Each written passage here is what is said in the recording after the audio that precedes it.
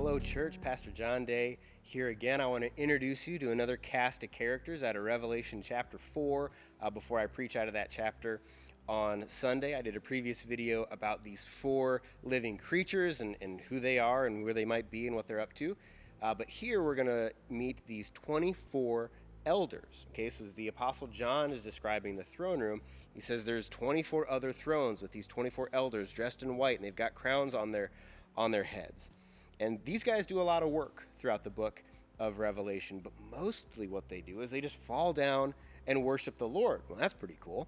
But these guys are interesting.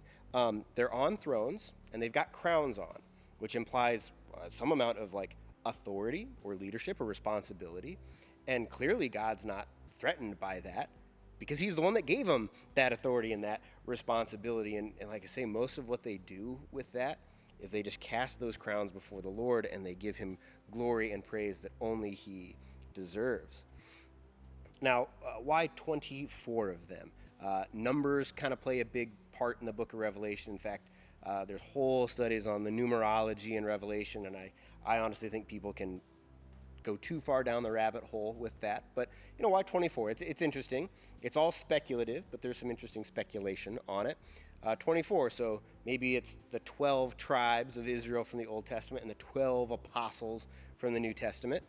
Maybe. There's nothing there that says that, but the numbers add up. There's an interesting connection from King David as he was kind of organizing his kingdom from the book of Chronicles, chapter 24, actually, where he establishes 24 different orders of priests to do work in the temple. It's 16 from one household and 8 from another. That's pretty interesting, I think, because these elders in Revelation, they serve a pretty priestly function. They will interact with the Apostle John at varying points. They'll talk with him, and they will offer prayers of the saints to the Lord. So they're sort of acting towards John and towards the Lord. And, I think the right way to think about these 24 elders is they're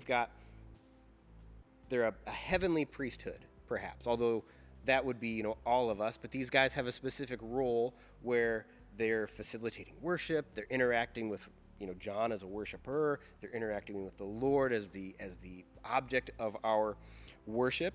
And to maybe find out what they say or some more of what they do, and maybe what that can be as an example to us, please join us on Sunday. We're going to do 3 services, and I'll be teaching out of Revelation chapter 4, 8:30, 10 o'clock, and 11:15. We'll see you there.